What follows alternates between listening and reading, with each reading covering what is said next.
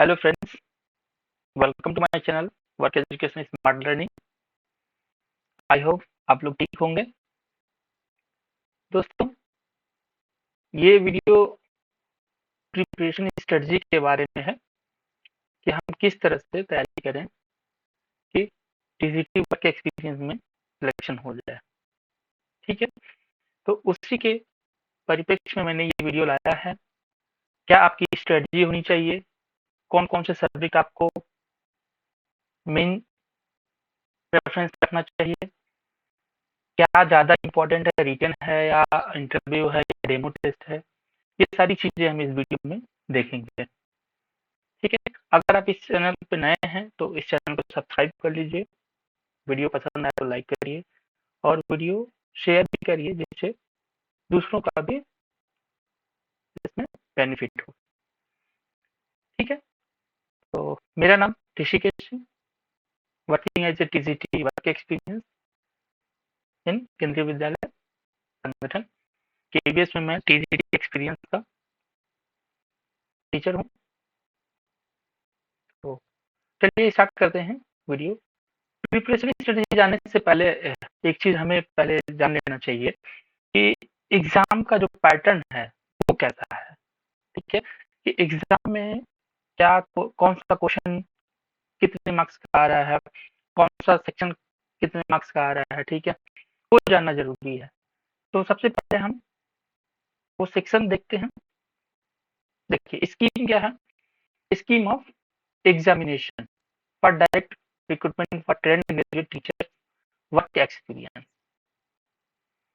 ठीक है, एक्चुअल में ये जो पोस्ट का नाम है वर्क एक्सपीरियंस, लेकिन जब हम लोग इसका सिलेबस जब डिस्कस करते हैं क्लासेस में तो होता है डब्ल्यू यानी वर्क एजुकेशन करके होता है। ठीक है, तो इसीलिए इस चैनल का नाम भी वर्क एजुकेशन ही मैंने रखा है। ठीक है, डब्ल्यू से वर्क एक्सपीरियंस भी होगा और डब्ल्यू से वर्क एजुकेशन भी होगा। ठीक है, तो जो उस प्रोफाइल के बारे में भी एक वीडियो लेके आएंगे, जॉब प्रोफाइल क्या है, इसका क्या क्या रिस्पॉन्सिबिलिटी रहती है टीजीटी एक्सपीरियंस का, वर्क एक्सपीरियंस टीचर का, और क्या क्या उनको वर्क असाइन रहता है, वो सारी चीजें हम डिस्कस करेंगे एक नए वीडियो में। अभी देखते हैं जो आपका एग्जामिनेशन स्कीम है, उसमें आप देखिए the written test of 180 marks. जो रिटन मार्क्स टेस्ट होगा वो कितने का होगा, 180 मार्क्स का होगा। और एवरी क्वेश्चन कितने नंबर के होंगे, 1 मार्क्स के। 180 objective type multiple choice question carrying 1 marks for each question. तो हर क्वेश्चन के लिए 1 नंबर आपको मिलेगा। अदर समय कितना रहेगा, the duration of written test will be 180 minutes. मतलब ये समझ लीजिए कि आपको 1 मिनट में एक क्वेश्चन करना है। ठीक है, या ये कहिए कि एक क्वेश्चन के लिए 1 मिनट असाइन हुआ है, 180 क्वेश्चन है और 180 मिनट्स आपको मिलेंगे। ठीक है, आगे देखते हैं।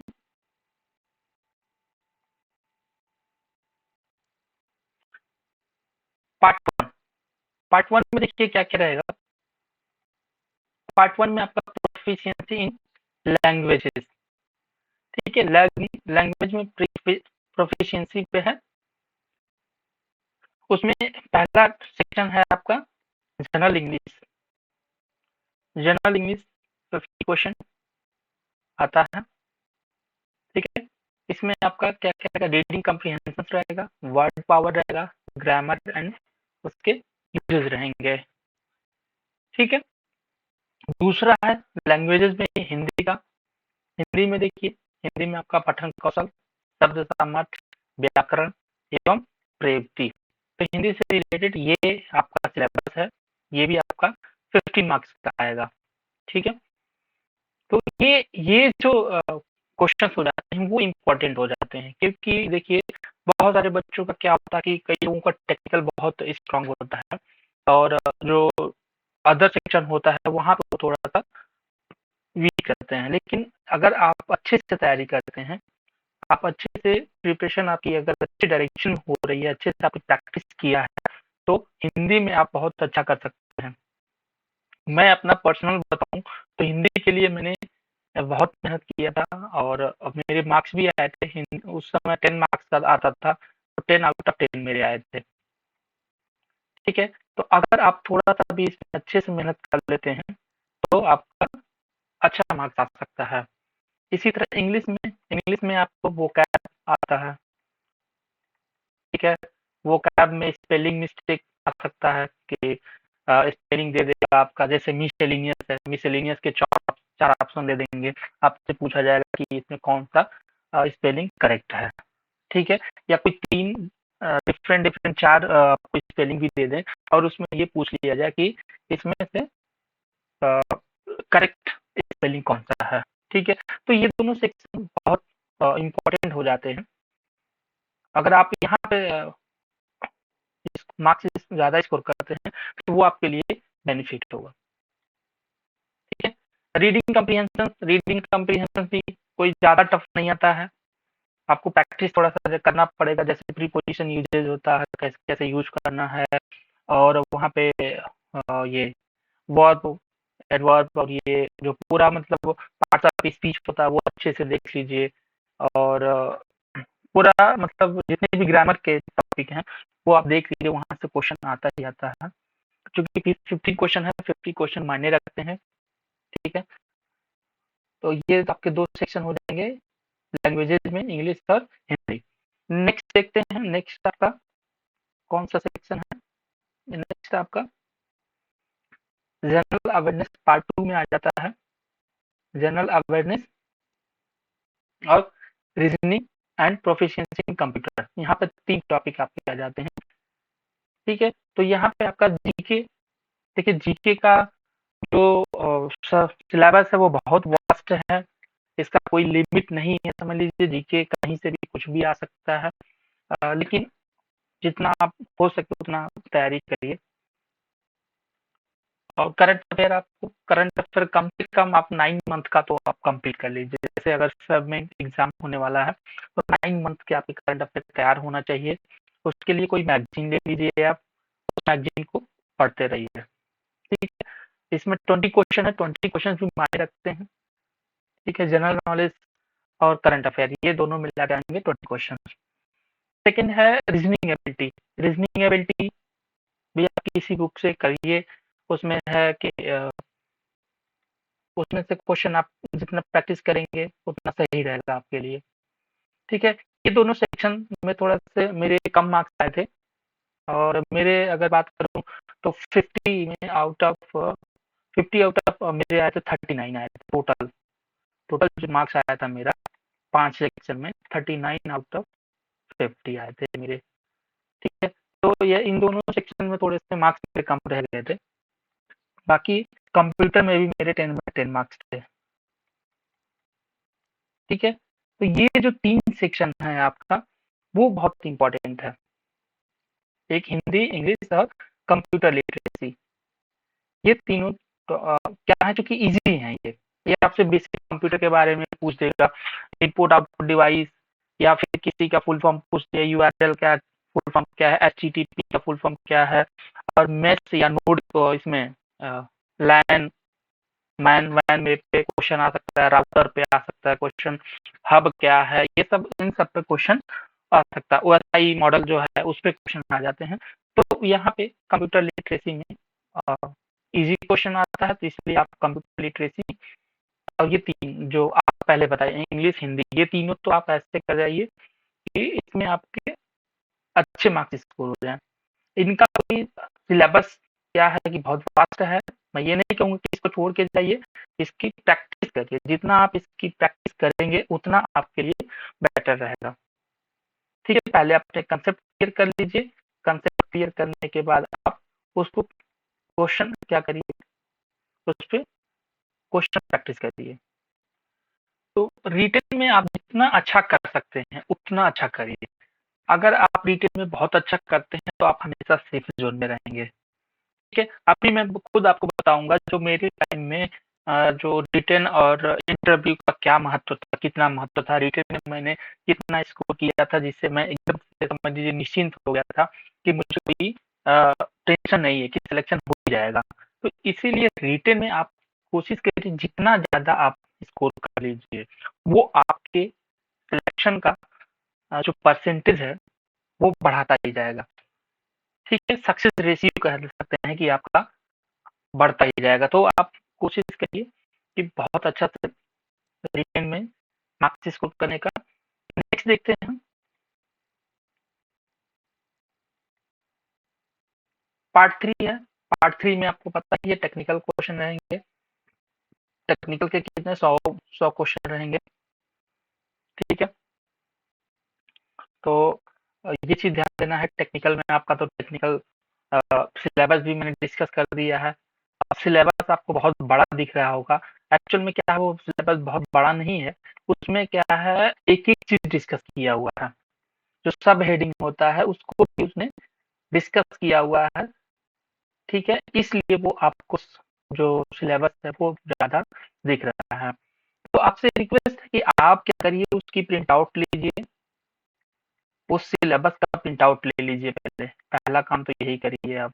उसका प्रिंट आउट लेके उसमें जो-जो सब टॉपिक या सब हेडिंग दिया हुआ है, उस हेडिंग को आप पढ़िए। ठीक है? उसके बारे में पढ़िए कि क्या दिया हुआ है। उस पे जो क्वेश्चन बन रहे हैं उस क्वेश्चन को देखिए। उसपे कांसेप्ट अपना क्लियर करिए। ठीक है?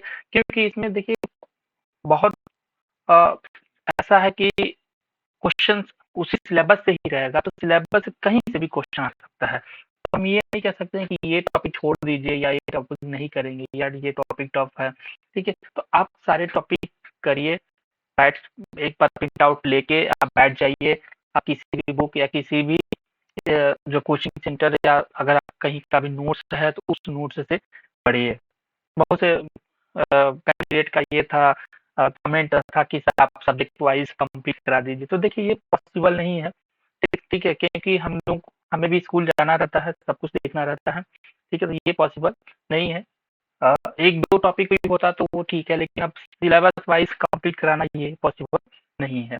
तो आपके लिए सजेशन यही है कि आप उसका सिलेबस का प्रिंट आउट लीजिए और उस प्रिंट आउट लेने के बाद जो-जो सिलेबस में आपका दिया हुआ है, हेडिंग, सब हेडिंग वो आप किसी बुक से आपके पास ग्रेजुएशन की बुक होगी जो बीटेक में या डिप्लोमा में आपने पढ़ा होगा, वो सारे टॉपिक मिल जाएँगे।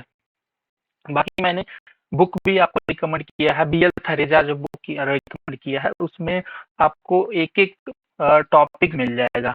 मैंने वहाँ से भी क्वेश्चन लिया था, वहाँ से भी टॉपिक मैंने स्टडी किया था, वहाँ से नोट्स बना-बना के मैंने पढ़ा था। तो कोई बहुत बड़ा टफ जॉब नहीं है ऐसा करना। आप बैठना पड़ेगा आपको, मेहनत करना पड़ेगा देखिए, तभी सिलेक्शन होगा। ठीक है? कोई शॉर्टकट नहीं है, सक्सेस का कोई शॉर्टकट नहीं है। आपको मेहनत करना ही पड़ेगा। अब हम लोग कितना मेहनत किए थे हम लोगों को पता है। ठीक है? इसलिए कह रहा हूँ कि आपको मेहनत करना पड़ेगा दोनों सेक्शन में। ठीक है? अभी आगे देखते हैं। आगे इसमें देखते हैं क्या है।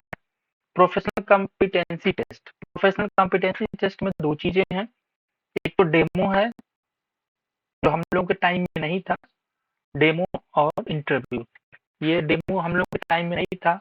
वो बात अलग है कि वहाँ पे जब इंटरव्यू के टाइम में किसी बच्चों से वो कह देते थे कि जो इंटरव्यू पैनल रहता था वो कह देते थे कि ठीक है, मान लीजिए ये ब्लैक बोर्ड है और हम लोग स्टूडेंट है, तो आप कोई टॉपिक पढ़ा के दिखाइए। तो ये तब भी होता था, लेकिन उसके मार्क्स नहीं होते थे। ठीक है? उसके पूरे 60 मार्क्स आप वो हो जाते थे, इंटरव्यू के ही हो जाते थे। यहाँ पे तो उसको डिवाइड कर दिया है 30 मार्क्स इंटरव्यू के और 30 मार्क्स डेमो के। ठीक है? तो इससे बिल्कुल डरने की ज़रूरत नहीं है। अगर आपका रिटेन बहुत अच्छा हुआ है, रिटेन आपका बहुत अच्छा हुआ है, तो इससे बिल्कुल डरने की ज़रूरत नहीं है। इसमें आप कम मार्क्स भी स्कोर करते हैं, तब भी आपका सिलेक्शन पक्का रहेगा। इसीलिए ये आप जान लीजिए कि रिटन में ज़्यादा से ज़्यादा स्कोर करने की कोशिश करिए। ठीक है? तो ये 60 नंबर का प्रोफेशनल कॉम्पिटेंसी टेस्ट होगा जिसमें 30 नंबर रहेंगे आपके डेमो टीचिंग के और 30 नंबर इंटरव्यू के। ये दोनों मिला के आपका 60 नंबर का होगा। ठीक है? अब इसका वेटेज देखते हैं। वेटेज देखते हैं कैसे वेटेज है। वेटेज देखिए। Weightage written test and professional competency will be in the ratio of 73. देखिए रिटन जो रिटेन का होगा वो 70% होगा और जो ये प्रोफेशनल कॉम्पिटेंसी रहेगा वो 30%, यानी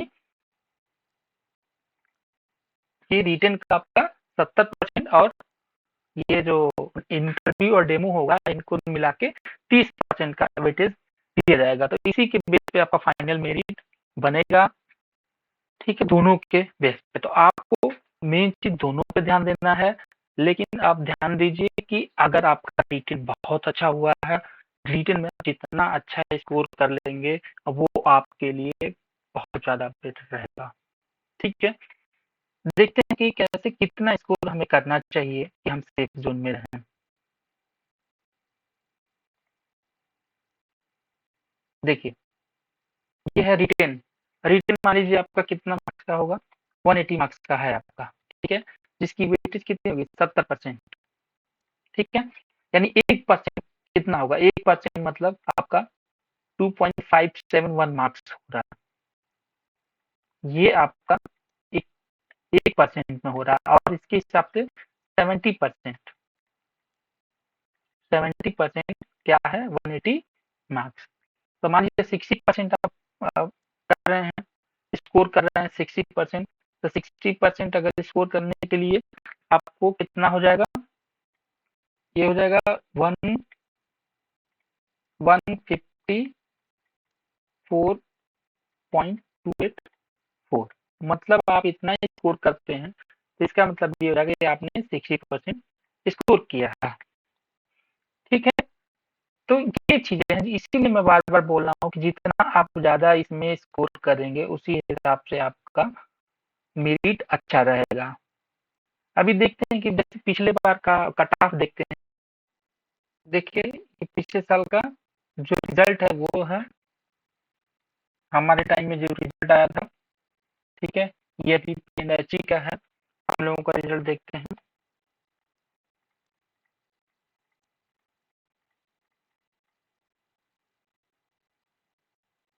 ये आर्ट का है, ये देखिए यहाँ पे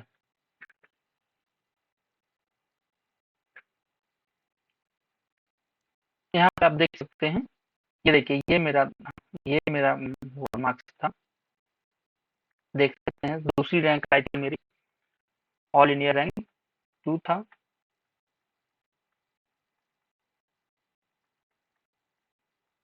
ये रिटेन और इंटरव्यू के मार्क्स हैं, इसमें देख लीजिए, ये देखिए 119 मार्क्स, हाईएस्ट कितना था, हाईएस्ट 119 मार्क्स था।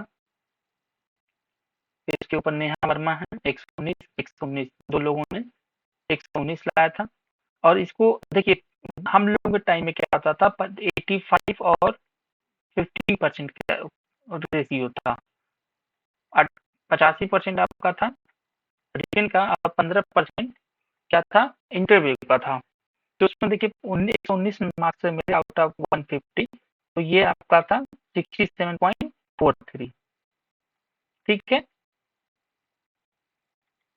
और जो इंटरव्यू में मेरे था वो 54 था, ठीक है, एक नंबर इनसे कम होने की वजह से मेरा सेकंड रैंक हुआ था, ठीक है। तो मेरा इंटरव्यू में 54 मार्क्स था और 54 को जब 15% में कन्वर्ट करेंगे तो ये बन गया है 13.50, ठीक है। तो टोटल ये आप देख सकते हैं 80.93 मेरे मार्क्स थे, ठीक है। तो मेरा मार्क्स क्या था, मेरा इंटर रिटन बहुत अच्छा हुआ था, आप देख भी सकते हैं 119 है।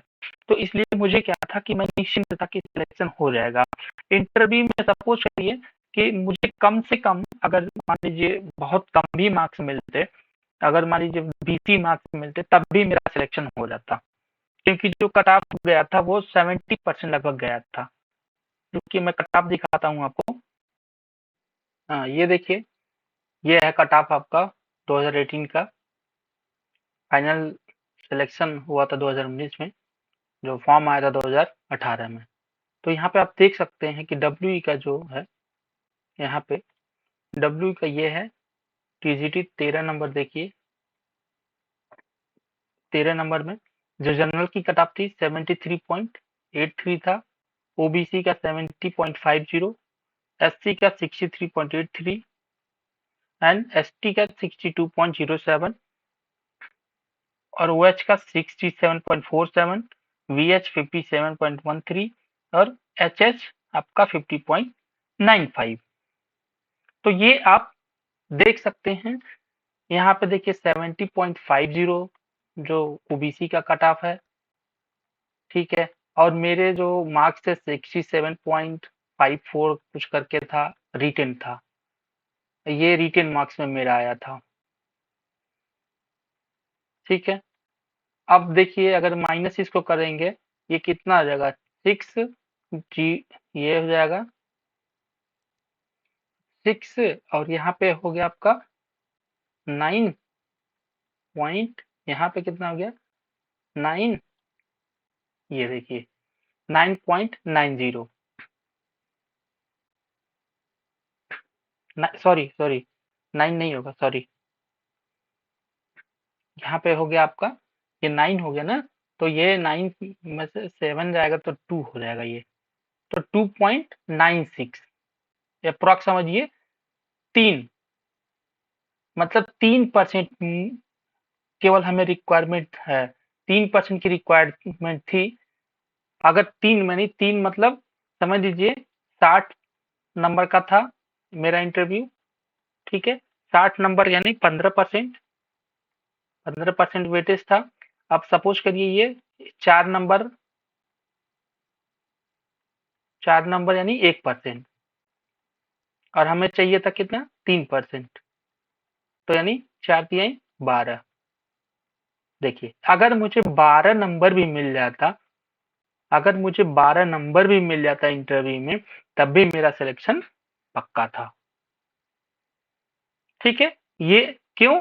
क्योंकि मेरा रिटेन बहुत अच्छा था, रिटेन में मेरा क्या था, स्कोर ज्यादा था। इसीलिए मैं बार बार आपको कह रहा हूं कि रिटेन में आप कोशिश करिए, कि रिटेन में आप ज्यादा से ज्यादा स्कोर करने की कोशिश करिए। अगर आप रिटेन में ज्यादा स्कोर करेंगे तो फिर आपको इंटरव्यू या डेमो में कोई ज्यादा दिक्कत नहीं होगी, ठीक है। तो ये पूरा आपका कट ऑफ है, देख सकते हैं आप। उसी के अकॉर्डिंग आप अपने अपना मैनेज करिए, अपना टारगेट बनाइए कि हमें कितना स्कोर करना है, 180 मार्क्स में कितना स्कोर कर लें, ठीक है। अगर मान लीजिए आप 67.54 ही, जो कि हाईएस्ट मार्क्स था, जिस पे मेरी मेरी सेकंड रैंक आ गई थी, और जो कि और जो फर्स्ट रैंकर था उनका भी इतना ही मार्क्स था, तो आप खुद सोचिए कि अगर आप इतना स्कोर करते हैं, ठीक है, तो आप बहुत अच्छा कर जाएँगे, आपका सिलेक्शन पक्का हो जाएगा, ठीक है। तो ये ज़रूरी नहीं कि इतना ही करिए, आप कोशिश करिए बहुत अच्छा करने का, ठीक है। तो ये आपकी स्ट्रेटजी इस तरह से होनी चाहिए कि मुझे कौन-सा टॉपिक, कैसे, कौन-सा पार्ट, कौन-सा सेक्शन ज़्यादा इम्पोर्टेंट है, इसी के उसमें हमने ये वीडियो लाया था। और जैसा कि आपने देखा भी कि रिटेन की इम्पोर्टेंस बहुत ज़्यादा है, ठीक है। अगर रिटेन आप बहुत अच्छे से कर लेते हैं, तो आपके लिए इंटरव्यू में कोई दिक्कत नहीं होगा। तो यहाँ पे देखिए प्रोफेशनल कॉम्पिटेंसी टेस्ट में 60 मार्क्स का है, वेटेज 30% का है, यानी 2 मार्क्स 1% के बराबर होगा, ठीक है। तो उसके हिसाब से आपको रिटन में आप जितना स्कोर कर लेंगे, ठीक है, वो आपके लिए बेटर रहेगा।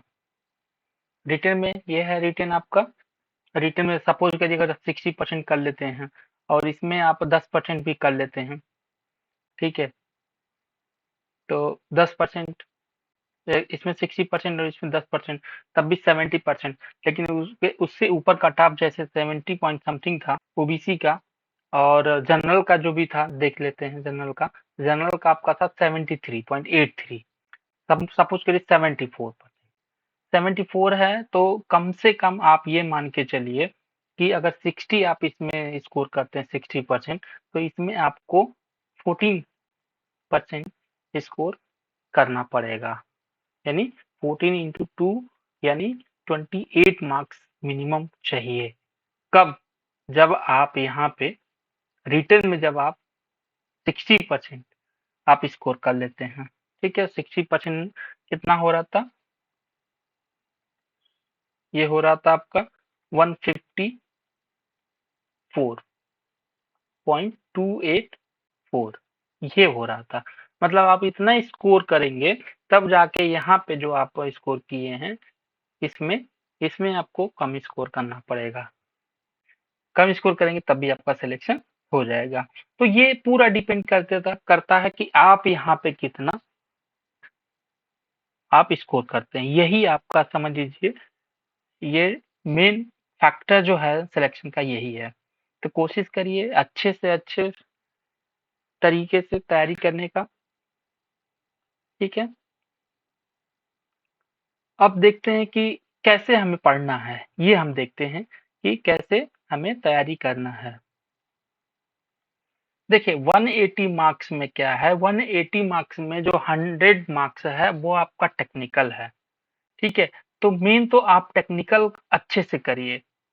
ठीक है, बहुत अच्छे से टेक्निकल की तैयारी करिए। सिलेबस आपके पास है, बुक्स आपके पास होंगी, बीटेक की बुक, चाहे बीई की बुक होंगी, चाहे डिप्लोमा की बुक होगी। इलेक्ट्रिकल और इलेक्ट्रॉनिक्स दोनों के जो ब्रांचेस भर सकते हैं इसमें। तो जो सिलेबस है उस सिलेबस के अकॉर्डिंग आप टेक्निकल की तैयारी करिए। टेक्निकल का तैयारी का सबसे अच्छा तरीका यही है, जैसे मैंने बताया कि आप उसका सिलेबस निकाल लीजिए और सिलेबस का एक-एक टॉपिक उसमें जो दिया हुआ टॉपिक वाइज़ दिया हुआ है, उस टॉपिक को आप देखिए कौन से बुक में मिलेगा। ठीक है, उस बुक से आप उसको करने की कोशिश करिए। उस पे अपना कंसेप्ट बनाइए। ठीक है, कंसेप्ट बनाने के बाद उस पे देखिए किस-किस तरह का क्वेश्चन बन सकते हैं। ठीक है, तो आप जब आप ऐसे करेंगे तो सारे कंसेप्ट आपको लगभग क्लियर हो जाएँगे। और नोट्स भी ऐसा मत बनाइए कि आप बहुत एकदम लिखने लगें कि एकदम एक-एक पॉइंट, आप शॉर्ट नोट बनाइए, क्योंकि आपने पहले पढ़ा ही है, बीटेक में या डिप्लोमा में आपने पढ़ा है, तो आप उसको क्या करिए शॉर्ट नोट बनाइए और उसको अरे अपना अंडरलाइन कर के जैसे भी करना है उसे उसको याद करिए। ठीक है, उसके फार्मूले देखिए कौन-कौन से, उसमें मेन-मेन पॉइंट क्या-क्या आ सकता है। प्रीवियस ईयर का क्वेश्चन आप देख सकते हैं, मैं शॉर्ट्स में डाला हूँ और इस वीडियो में भी मैं लिंक दे दूँगा, तो उसमें आप देख लीजिएगा, पूरा पेपर रहेगा। उसमें आप देख सकते हैं कि कैसे क्वेश्चंस आए हुए हैं। ठीक है, ऐसा नहीं है कि बहुत ईज़ी क्वेश्चंस आते हैं और ऐसा भी नहीं है कि बहुत ज़्यादा टफ आता है। देखिए मतलब एक ठीक-ठाक पेपर आता है, अच्छे लेवल का पेपर आता है, ठीक है? तो उसके हिसाब से आपको तैयारी करना है, ठीक है? तो टेक्निकल आप तैयार करिए, साइड में क्या करिए आप, ज़्यादा टाइम आप टेक्निकल को दीजिए, साइड में आप हिंदी हिंदी का जैसे क्या करिए, हिंदी आपको पढ़ना है, हिंदी की मैंने 2 बुकें बताई थी आपको, एक तो लूसेंट का बताया था, जनरल हिंदी और एक आदित्य पब्लिकेशन का था, जो अगर आपने मेरा वो वाला वीडियो बुक वाली वीडियो नहीं देखा है तो आप प्लेलिस्ट में होगा, आप बुक्स वाली वीडियो देख लीजिए, उसमें सारे बुक्स मैंने बताया हुआ है कि कौन सा बुक आपके लिए बेटर रहेगा, कौन सा बुक्स आप पढ़ेंगे तो उसमें ज़्यादा चांसेस हैं कि आपको अच्छे क्वेश्चन मिल जाए। ठीक है, तो उसमें मैंने 2 बुक्स आपको हिंदी के लिए बताया है, एक आपका था लूसेंट और दूसरा था आदित्य पब्लिकेशन का। तो आदित्य पब्लिकेशन में तो आपको केवल क्वेश्चंस मिलेंगे, ठीक है? जो आपका कंसेप्ट है वो आपको मिलेगा लूसेंट में। तो आप पहले क्या करिए, लूसेंट से उस कंसेप्ट को आप उसका एक नोट्स बना लीजिए या उसको पढ़ लीजिए, चाहे उसका एक नोट्स बना लीजिए। जैसे संधि विच्छेद है, तो संधि विच्छेद के बारे में पहले पढ़ लीजिए कि कितने टाइप का होता है और कौन-कौन सी संधि होती है, उसमें कौन-कौन सा रूल लगता है, ये आप पढ़ लीजिए। फिर उसके बाद उसी लूसेंट में लास्ट में क्वेश्चंस दिए हुए हैं, उस क्वेश्चंस को करिए। फिर पीवाई जो उसमें दिया हुआ आदित्य में पब्लिकेशन में दिया हुआ है जो क्वेश्चन उसको करिए, ठीक है?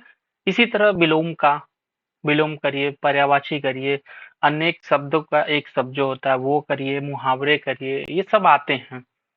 ठीक है, मुहावरों में से भी क्वेश्चन आ जाता है, लोकोक्तियों से भी क्वेश्चन आ सकता है, संधि के क्वेश्चन आते हैं, ठीक है? तो उससे क्वेश्चन आपको मिलेंगे। इस तरह से आप क्या करेंगे, एक अच्छी तैयारी आपकी हो जाएगी जनरल हिंदी की। इसी तरह इंग्लिश का आपका जो बुक मैंने बताया था, उस बुक्स में देखिए या कहीं से भी कोई बुक देखिए जिसमें स्पेलिंग हो और जिसमें ग्रामर आपको है, ग्रामर आप पढ़ लीजिए, ग्रामर आपने पहले भी पढ़ा होगा, तो उसको आप रिवाइज़ कर लीजिए, ठीक है? उसके टेंसेस देख लीजिए, पार्ट्स ऑफ स्पीच देख लीजिए और ये जो वर्ड पावर है, उसका एंटोनिम्स पूछ सकता है, सिनोनिम पूछ सकता है, तो ये सब आप देख लीजिए। चूँकि ये बहुत वाइड है, लेकिन फिर भी आपको पढ़ना तो पड़ेगा ही। ठीक है, और कोई सॉल्यूशन नहीं है, ऐसा कोई शॉर्टकट नहीं है कि क्वेश्चन कहाँ से आ जाए, लेकिन आप पढ़ेंगे तो क्वेश्चन वहीं से मिलेगा, ठीक है? उसके बाद जब आप कंसेप्ट क्लियर कर लेते हैं, तो इंग्लिश के कोई भी एग्ज़ाम का जो पीआईक्यूज़ है, ठीक है? उस पीआईक्यूज़ को करने की कोशिश करिए, ठीक है?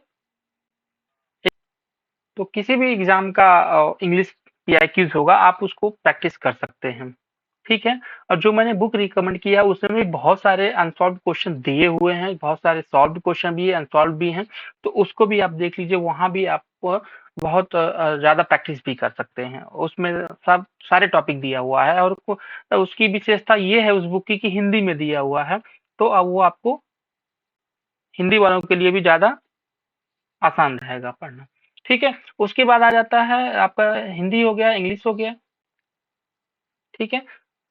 अब आ जाता है कंप्यूटर, कंप्यूटर लिटरेसी के लिए कंप्यूटर देखिए कंप्यूटर का बेसिक ही पूछा जाएगा आपको अ, बहुत डीप में नहीं पूछा जाता है, ये नहीं कि बहुत टफ-टफ क्वेश्चन क्योंकि केवीएस में क्या है कि सारे काम जो हैं मोस्टली काम कंप्यूटर पे होते हैं। जैसे गूगल शीट भरना होता है, पीपीटी बनाना है, एमएस ऑफिस यूज़ करना है, तो वो सब चीज़ें आपको आना चाहिए।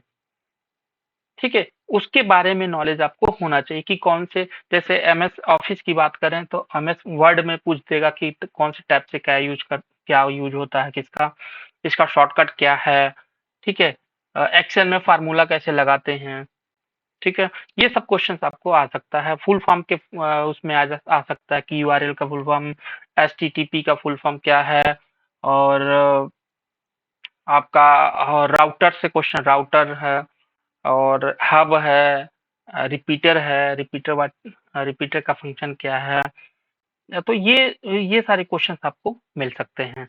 इसके लिए भी मैंने लूसेंट की बुक बताई थी, बाकी आपके पास कोई अच्छी बुक है बेसिक की तो आप उससे स्टडी कर सकते हैं, ठीक है? और इसमें क्वेश्चन ईज़ी रहता है इसलिए आप कोशिश इसमें ये करिए कि कंप्यूटर में आप मैक्सिमम मार्क्स लाएँ, 10 आउट ऑफ 10 लाने की कोशिश करिए।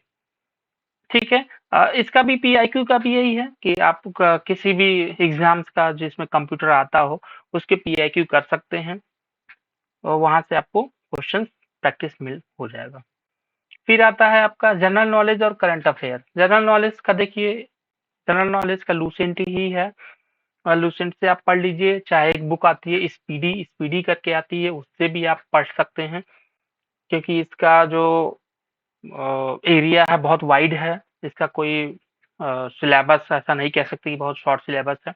तो ये आप स्पीडी से कर लीजिए या किसी भी बुक से आप जनरल नॉलेज पढ़ लीजिए क्योंकि जनरल नॉलेज जल्दी चेंज नहीं होता है। और रही बात करंट अफेयर की, तो करंट अफेयर के लिए मैंने बोला था आपको कि मैं 10 क्वेश्चंस की डेली सीरीज़ लेके आ रहा हूँ और उसमें आपको इधर के क्वेश्चंस आपका कंप्लीट करूँगा और जो प्रीवियस जो मंथ है या प्रीवियस ईयर का जो कह सकते हैं 9 मंथ का या 6 मंथ का वो मैं कंप्लीट करूँगा। बाकी आपके पढ़ने के लिए आप कोई एक मैगज़ीन ले लीजिए जो आपको ईज़ी लगे, चाहे हिंदी में चाहे इंग्लिश में। उसमें 6 मंथ का आता है और मंथली भी आता है। तो जो आप आपके लिए अच्छा हो आप ले सकते हैं। कोई एक प्रेफ़र करिए और ज़्यादा बुक आप ना यूज़ करिए। मेरा एक सजेशन यही है कि एक अच्छी बुक 4 बार पढ़िए। वो ज़्यादा ठीक है। ऐसा नहीं कि 4 किताबें आप रख लिए हैं, थोड़ा-सा इसमें पता चलता है कि कोई भी बुक आप नहीं पढ़ पाए। तो 1 या 2 बुक आप ऐसा लीजिए जो बेस्ट हो और उसको आप 3 या 4 बार रिवीज़न कम से कम करिए। तो वहाँ से आपको सारे क्वेश्चंस भी मिल जाएँगे और मोस्टली क्वेश्चन आप अटेंड कर सकते हैं। ठीक है? तो ये बात हो गई जनरल नॉलेज और करंट अफेयर की। रीजनिंग एबिलिटी की बात करें तो रीजनिंग एबिलिटी में भी वही है कि आप कोई एक बुक उठाइए जिसमें रीजनिंग का क्वेश्चंस हैं उसको आप प्रैक्टिस करिए। पहले कंसेप्ट आपने पहले भी एग्जाम दिया होगा, तो रीजनिंग ऐसा कोई एग्जाम नहीं है जिसमें रीजनिंग नहीं आता है, और रीजनिंग सब में ही आता है। तो रीजनिंग आई होप कि आपका ठीक है, ठीक होगा। और प्रैक्टिस करिए और अच्छा करने की कोशिश करिए, क्योंकि ये 50 मार्क्स के हैं। 50 मार्क्स बहुत मायने रखता है अगर आप इसमें ज़्यादा स्कोर कर लेते हैं, क्योंकि ये स्कोरिंग है। नॉन टेक जो है स्कोरिंग है। हिंदी, इंग्लिश, कंप्यूटर, ये 3 तो ऐसे हैं कि अगर आप ये करते हैं तो इसमें आप ज़्यादा स्कोर कर सकते हैं। और रही बात करंट अफेयर की, करंट अफेयर ईज़ी भी फँस जाता है कभी। कभी ऐसा हो जाता है कि कहीं से पता नहीं कहाँ से उठा दिया है, ऐसा भी हो जाता है। ठीक है? लेकिन आपका जो आपकी ज़िम्मेदारी जो है पढ़ना, वो पढ़िए, बाकी क्वेश्चंस कहीं से आए, ठीक है? आप पढ़े रहेंगे तो सब कुछ ईज़ी लगेगा। ठीक है? तो ये अपनी एक स्ट्रेटजी होनी चाहिए, और ये मान के चलिए कि आप फरवरी में एग्ज़ाम होगा ही होगा। अगर बढ़ जाता है, एक्सटेंड हो जाता है डेट, तो बहुत अच्छा है। अभी तो डेट नहीं आई है फिलहाल, क्योंकि केवीएस का देखिए, केवीएस का जो प्रोसेस होता है वो बहुत फास्ट होता है। हम लोगों के टाइम में भी सितंबर, अक्टूबर में हम लोग फॉर्म भरे थे। अक्टूबर में फॉर्म भरने के बाद आपका दिसंबर में रिटन हो गया, और फरवरी में इंटरव्यू हुआ था, और मार्च में हमें ज्वाइनिंग मिल गया था। तो ये उम्मीद आप रखिए कि विदिन 3 या 4 मंथ में आपको ज्वाइनिंग मिल जाएगी। सब कुछ अगर ऐसे ही चलता रहा अच्छे से, तो 3 या 4 महीने मैक्सिमम आपको अप्रैल या मई में जो नया सेशन आएगा, उसमें आपको ज्वाइन करा दिया जाएगा। तो कोशिश ये करिए कि आपके पास टाइम भी कम है और पढ़ना भी ज़्यादा है, इसलिए फुल फ्लेज मोड में आ जाइए, और थोड़ा-सा अपने सेफ मोड से निकलिए, सेफ ज़ोन से, और अच्छे से तैयारी करिए। अच्छे से तैयारी करेंगे तो पक्का आपका सिलेक्शन होगा ही होगा। ठीक है? कोई भी चीज़ देखिए टफ नहीं है, अगर हम उस चीज़ को अगर रिवाइज़ करते हैं या प्रैक्टिस किए हुए हैं, या वो क्वेश्चन हमें आता है, तो वो चीज़ें टफ नहीं होती हैं। ठीक है? तो इस तरह से हमने देखा क्या हमारी स्ट्रेटजी होनी चाहिए तैयारी का। और अगर कोई डाउट हो, कोई क्वेश्चन आपका हो, तो आप कमेंट बॉक्स में पोस्ट करिएगा, मैं रिप्लाई करने की कोशिश करूँगा। और देखिए, पूरा सिलेबस कराना मुश्किल है, क्योंकि मेरे पास भी टाइम नहीं है। तो आप लोग अपने से करिए, जितना मुझसे हो सकता है, जितना मटेरियल डाल सकता हूँ मैं डालता हूँ, ठीक है? और कोई सजेशन हो, ठीक है, तो आप पोस्ट ज़रूर करिए। और ठीक है फिर, ये हमने देखा पूरा कंप्लीट प्रिपरेशन स्ट्रेटजी। तो आप लोग ज़रूर सेलेक्ट होंगे, अगर आपकी स्ट्रेटजी बहुत अच्छी रही, बहुत अच्छे से आपने तैयारी किया, तो आप ज़रूर सेलेक्ट होंगे, आपका सिलेक्शन कोई नहीं रोक सकता है। और मैं बता दूँ, इतनी वैकेंसीज़ कभी नहीं आई थी टीजीटी-डब्ल्यूई की। हम लोग तो 110 या 116 पे ही अ, हमने क्या किया था, फाइट किया था। और उसमें भी सोचिए, हमने ऐसी स्ट्रेटजी बनाई थी कि ऑल इंडिया रैंक सेकंड आया था। तो ये भी बहुत बड़ी बात होती है। ठीक है? अगर आप भी मेहनत करते हैं तो आप भी फर्स्ट रैंक या सेकंड रैंक ला सकते हैं। कोई चीज़ इम्पॉसिबल नहीं है। ठीक है? बस आप ठान लीजिए कि मुझे करना है। ठीक है? तो इसी के साथ अ, वीडियो को यहीं पे कंप्लीट करते हैं, और नेक्स्ट वीडियो मैं ले आऊँगा जिसमें अपना इंटरव्यू जो हुआ था, इंटरव्यू एक्सपीरियंस मैं शेयर करूँगा।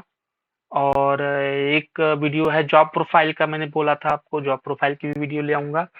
और इस तरह से 2 वीडियो अभी आएँगे। तो बस पढ़ते रहिए, तैयारी करते रहिए। ताकि वीडियो पसंद आया तो लाइक करिए, दोस्तों से में भी शेयर करिए, और सब्सक्राइब करिए मेरा channel. Thank you so much.